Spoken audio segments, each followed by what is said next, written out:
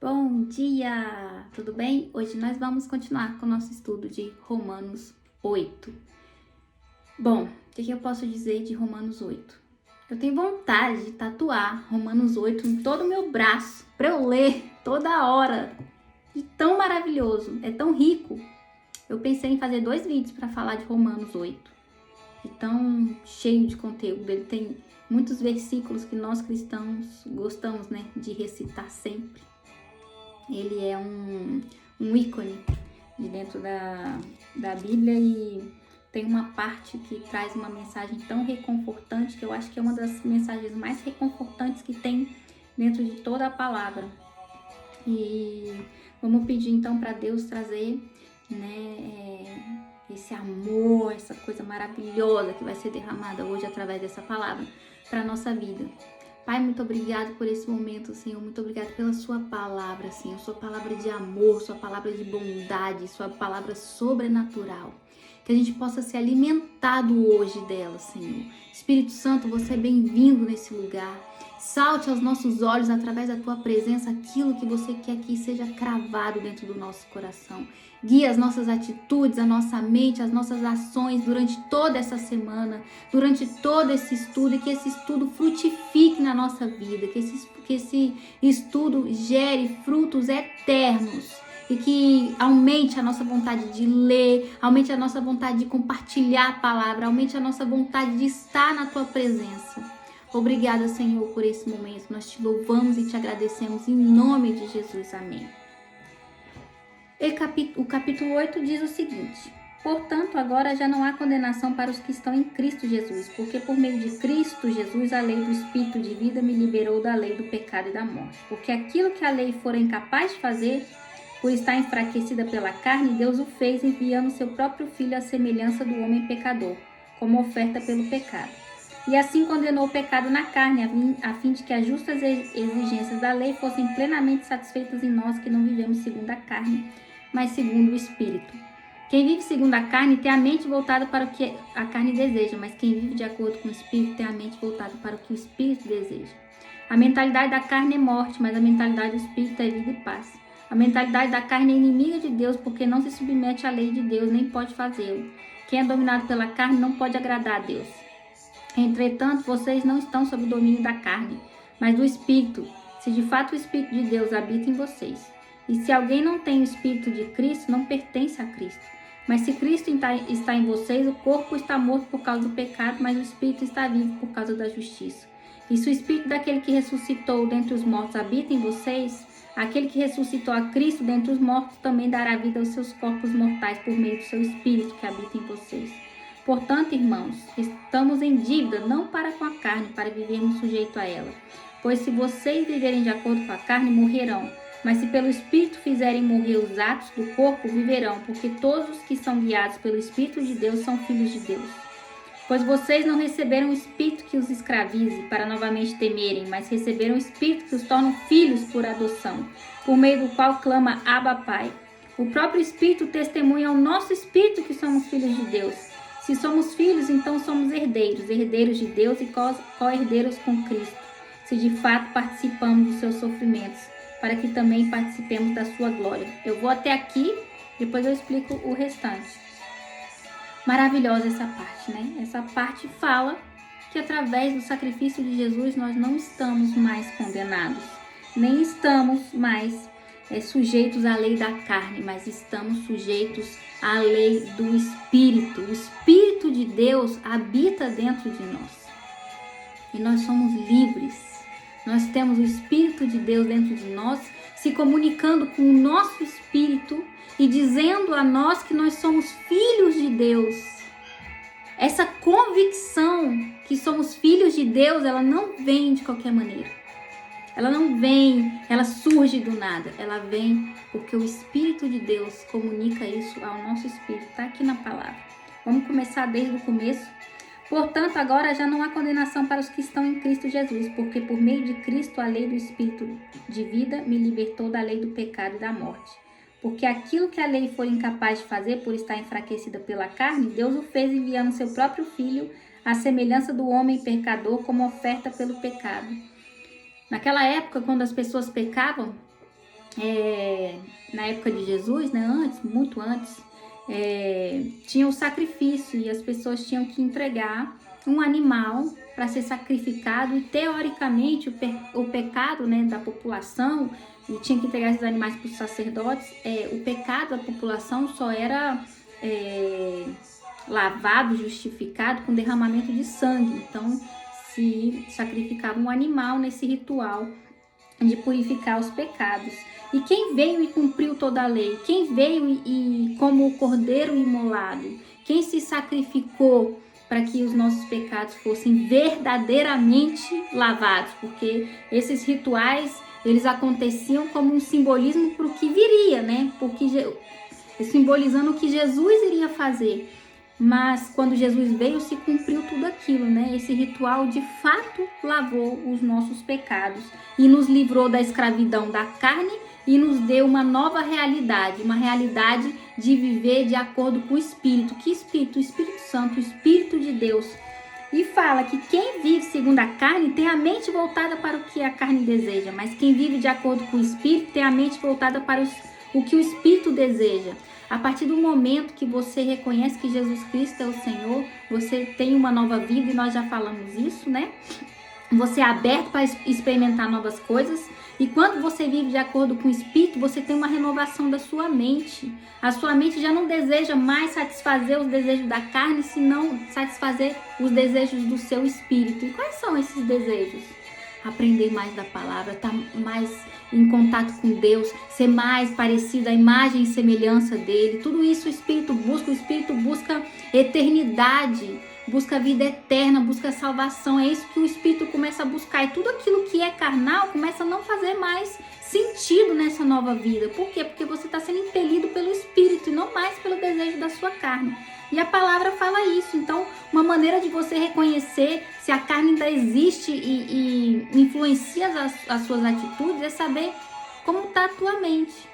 A sua mente ainda é voltada para as coisas carnais, fofoca, inveja, competição, raiva, ódio, falta de perdão, perder tempo com coisas que não edificam nada, ou sua mente está focada em realmente edificar o seu espírito, a sua vida de uma maneira que não é passageira, transitória, de uma maneira que é duradoura. Essa é uma maneira de você começar a ver se você ainda está vivendo na carne ou se você já está vivendo impelido pelo Espírito e por essa mudança que Jesus Cristo trouxe. E ele vai falando aqui, ó: entretanto, vocês não estão sob o domínio da carne, mas do Espírito, se de fato o Espírito de Deus habita em vocês. E se alguém não tem o Espírito de Cristo, não pertence a Cristo. Aqui está claro. Se nós não temos o Espírito de Cristo dentro de nós, nós não pertencemos a Cristo. Mas se Cristo está em vocês, o corpo está morto por causa do pecado, mas o Espírito está vivo por causa da justiça. Quando professamos nossa fé em Jesus e o Espírito dele habita dentro de nós, o nosso Espírito vivifica. Tem vida dentro de nós. Nós morremos para o pecado e vivemos para a glória de Deus. E se o Espírito daquele que ressuscitou Jesus dentre os mortos habita em vocês, aquele que ressuscitou a Cristo dentre os mortos também dará vida aos seus corpos mortais por meio do seu Espírito que habita em você. E aqui a gente vê a comunhão, né? Aceitando Jesus, a gente aceita Deus, a gente tem o nosso espírito vivificado. Olha que coisa maravilhosa. Mas sempre a nossa vida remete a quem? A Jesus Cristo. Ele é o caminho, a verdade e a vida. Tudo leva a Ele, ao sacrifício dele, ao amor dele, o que ele fez por nós, e a nossa fé em tudo que ele fez por nós. E ele fala aqui, ó: pois vocês não receberam um espírito que os escravize para novamente temerem, mas receberam um espírito que os torna filhos por adoção, por meio do qual clamamos Abba, Pai. O próprio Espírito testemunha ao nosso espírito que somos filhos de Deus. Se somos filhos, então somos herdeiros, herdeiros de Deus e co-herdeiros com Cristo. Se de fato participamos dos seus sofrimentos, para também participar da sua glória. O próprio Espírito testemunha ao nosso espírito que somos filhos de Deus. Isso é tão maravilhoso, porque essa identidade não é qualquer um que entrega. Eu posso falar para vocês muitas vezes, né? Vocês são filhos de Deus, vocês são filhos de Deus e de fato vocês são filhos de Deus, mas você só vai ter essa convicção a partir do momento que o Espírito Santo testemunhar ao teu espírito que você é filho de Deus, herdeiro de Deus, co-herdeiro com Cristo. Você tem noção dessa palavra? Isso é muito maravilhoso, eu fico muito maravilhada com isso. E nós participamos desse sofrimento com Cristo, mas também vamos participar da sua glória. Você quer uma promessa mais maravilhosa? Não acabou aqui, isso é só o começo, vem mais e vem coisa maravilhosa. E o que você precisa fazer? Você precisa reconhecer que você é filho de Deus, você precisa aceitar Jesus na sua vida, você precisa ter um câmbio, uma mudança de mente, você precisa acreditar que você é filho e que está vivendo uma nova realidade, uma realidade que Jesus quer te entregar. Amém? Vamos para a segunda parte. Considere que os nossos sofrimentos atuais não podem ser comparados com a glória que em nós será revelada. A natureza criada aguarda com grande expectativa que os filhos de Deus sejam revelados, pois ela foi submetida à inutilidade não pela sua própria escolha, mas por causa da vontade daquele que a sujeitou, na esperança de que a própria natureza criada seja libertada da escravidão, da decadência em que se encontra, recebendo gloriosa liberdade dos filhos de Deus. Sabemos que toda a natureza criada geme até agora como em dores de parto. E não só isso, mas nós sabemos que temos os primeiros frutos do Espírito gemendo interiormente, esperando ansiosamente nossa adoção como os filhos, a redenção do nosso corpo. Pois nessa esperança somos salvos, mas esperança que se vê não é esperança. Quem espera por aquilo que está vendo? Mas se esperamos o que ainda não vemos, aguardamos com paciência. Da mesma forma, o Espírito nos ajuda em nossas fraquezas, pois não sabemos como orar, mas o próprio Espírito intercede por nós com gemidos inexprimíveis. E aquele que sonda os corações conhece a intenção do Espírito, porque o Espírito intercede pelos santos de acordo com a vontade de Deus. Sabemos que Deus age em todas as coisas para o bem daqueles que o amam, do que foram chamados de acordo com o seu propósito, pois aqueles que de antemão conheceu também os predestinou, para serem conforme a imagem de seu Filho, a fim de que ele seja o primogênito entre muitos irmãos. E aos que predestinou também chamou, aos que chamou também justificou, aos que justificou também glorificou. Que diremos, pois, diante dessas coisas? Se Deus é por nós, quem será contra nós? Aquele que não poupou seu próprio Filho, mas o entregou por todos nós, como não nos dará com ele de graça todas essas coisas?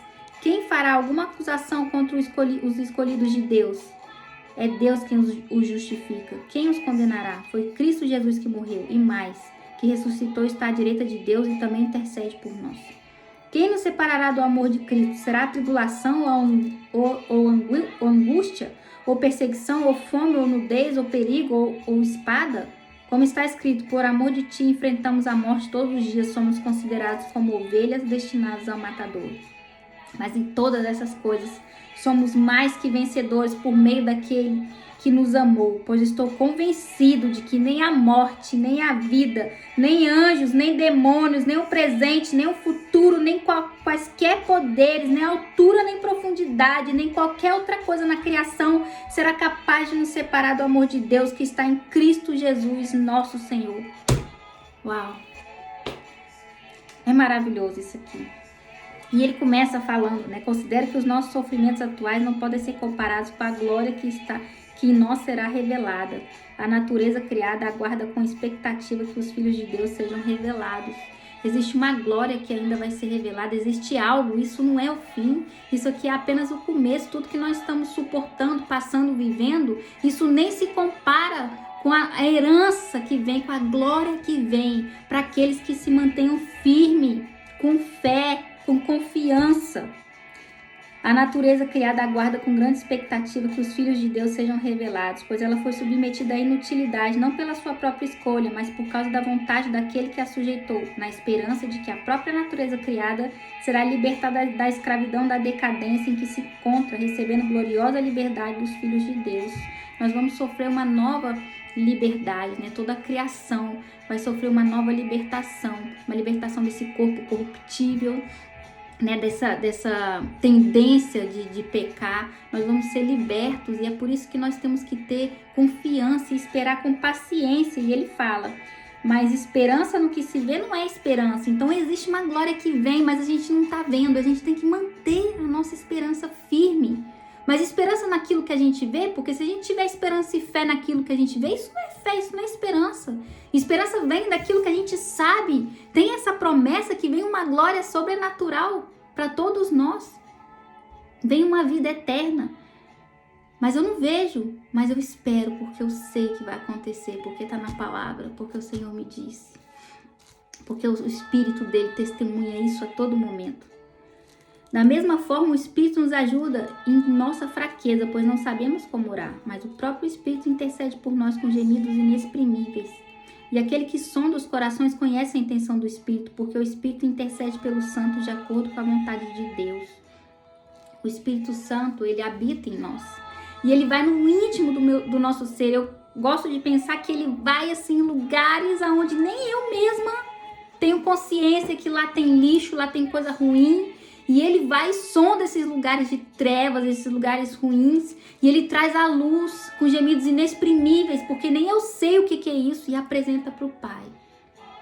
E o Pai trata, e o Pai cura, e o Pai restaura. Isso não é tão maravilhoso? Isso é maravilhoso, isso é uma entrega.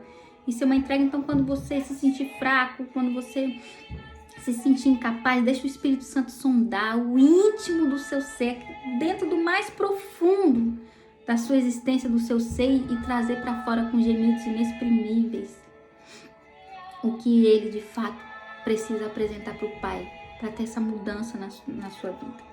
E ele fala: sabemos que Deus age em todas as coisas para o bem daqueles que o amam, pois dos que foram chamados de acordo com seu propósito, pois aqueles que de antemão conheceu também os predestinou para serem conformes à imagem do seu Filho, a fim de que ele seja o primogênito entre muitos irmãos. Tudo que é ruim acontece na nossa vida, ainda assim as coisas ruins Deus pode transformar para o nosso bem, está na palavra dele. Principalmente para aquelas pessoas que o Senhor escolheu. E ele fala que escolheu de antemão. Antes que a gente existisse, antes que o mundo fosse mundo, nós já fomos predestinados para sermos seus filhos. E isso é maravilhoso, isso mostra o amor dele. E ele fala: se Deus é por nós, quem será contra nós? Se nós somos guardados, protegidos, amparados por Deus, o Criador de tudo, quem será contra nós? Aquele que não poupou seu próprio Filho, mas o entregou por todos nós, como não nos dará com ele de graça todas essas coisas? Quem fará alguma acusação contra os escolhidos de Deus? É Deus quem os justifica. Quem os condenará? Foi Cristo Jesus que morreu, e mais, que ressuscitou e está à direita de Deus e também intercede por nós. Se Deus, que deu seu próprio Filho, Filho único, para morrer em sacrifício pelos nossos pecados, quem vai nos condenar? Quem nos condenará? Quem vai fazer acusação contra nós? Sabe quem? O inimigo. O inimigo, ele coloca culpa e condenação na nossa vida. Mas toda vez que você estiver sob condenação e culpa, saiba que não vem do Senhor. Porque nós já fomos libertos. E a palavra fala: se Deus é por nós, quem será contra nós? Nós já estamos salvos. Não tem nenhuma condenação pesando a nosso respeito. E fala: quem nos separará do amor de Cristo? Será a tribulação, ou a angústia, ou perseguição, ou fome, ou nudez, ou perigo, ou espada? Mas em todas essas coisas somos mais que vencedores por meio daquele que nos amou. Pois estou convencido de que nem a morte, nem a vida, nem anjos, nem demônios, nem presente, nem futuro, nem quaisquer poderes, nem altura, nem profundidade, nem qualquer outra coisa na criação será capaz de nos separar do amor de Deus que está em Cristo Jesus, nosso Senhor. Nada pode nos separar do amor de Deus. Nada. Nada pode nos separar, a palavra é clara. Uma vez que Deus nos ama e Ele nos ama profundamente, não existe nada, não existe o seu pecado, as suas atitudes, não existe o seu caráter, as suas falhas, as suas fraquezas, não existe a acusação de Satanás contra a sua vida, não existe nada que possa te separar do amor de Cristo, mas existe algo que pode fazer ruído. E não foi mencionado aqui, e eu acredito que é porque pode fazer ruído. Fala: nem o presente, nem o futuro. Mas não fala sobre o passado. Quem você era, esse eu antigo, que insiste ainda em viver dentro de você, o seu passado, as suas culpas passadas, as suas fraquezas passadas, a sua vida passada que você ainda insiste em carregar. Isso pode fazer você se separar de Deus. Não Ele se separar de você, mas você se separar dele. Larga essa bagagem de cargas passadas, de vida passada, de mente passada, de atitudes passadas para lá. Viva uma nova vida. É difícil, eu sei, não é fácil recomeçar. Mas eu posso falar com propriedade, porque eu fui uma pessoa que recomecei milhões de vezes na minha vida. Eu não tenho vergonha de falar que eu tive que recomeçar milhões de vezes, muitas vezes. E recomeçar do zero. Eu não tenho vergonha. Mas eu prefiro viver uma nova vida do que todos os dias colher os frutos amargos de uma vida que não vai me levar a lugar nenhum. Olha que palavra maravilhosa. Nós somos mais que vencedores em Cristo Jesus. Nós já somos vitoriosos nessa vida e existe uma glória que virá. Nada nos separa do amor de Deus. Nós não temos mais condenação e nem acusação pesando sobre nós.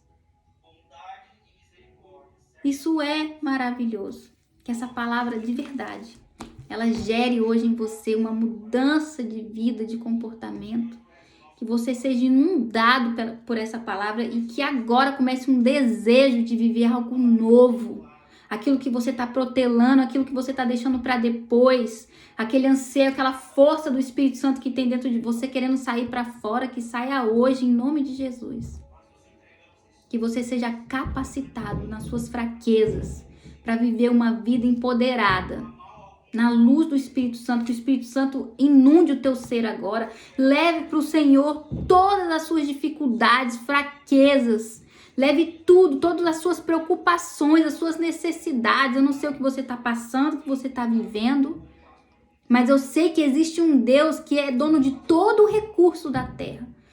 E Ele tem recursos sobrenaturais para nos entregar todo dia. Não existe nada na sua vida que Deus não possa fazer, tratar, curar, restaurar. Nesse dia, o Senhor te faz um convite a viver com Ele e acreditar. O primeiro passo é ter esperança naquilo que a gente não está vendo, mas Deus está fazendo uma obra sobrenatural em nossas vidas. Acredita. E hoje é um dia maravilhoso, não é à toa que eu estou fazendo esse estudo e nem falando com você. É porque Deus quer hoje derramar algo sobrenatural na sua vida e que hoje seja um dia, um marco, de um início de algo novo na sua vida, algo poderoso. Seja o fortalecimento da sua identidade, do seu propósito, do seu emprego, da sua família, a restauração do seu casamento, independente do que seja. Deus hoje quer fazer algo sobrenatural na sua vida. E Ele só precisa que você diga, sim, eu quero, sim, eu aceito. Amém? Pai, muito obrigado por esse momento, Senhor. Muito obrigado pela sua palavra viva, forte e eficaz. Muito obrigado por a gente tomar consciência de que nós somos teus filhos, que nós somos co-herdeiros com Cristo, que através do sacrifício dele nós fomos libertos de toda acusação, de toda condenação. Nós te louvamos e te agradecemos, Senhor, pelo teu amor que nos inunda, pelo teu Espírito Santo que nos aconselha, que vem como um raio-x, tirando e levando ao teu trono todas as nossas necessidades, Senhor, e aquilo que nos afasta de ti.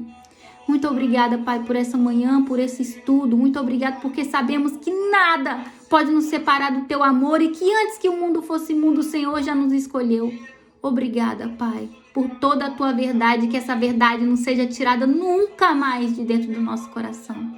Em nome de Jesus. Amém. Amém. A gente se vê amanhã em Romanos 9. Tchau!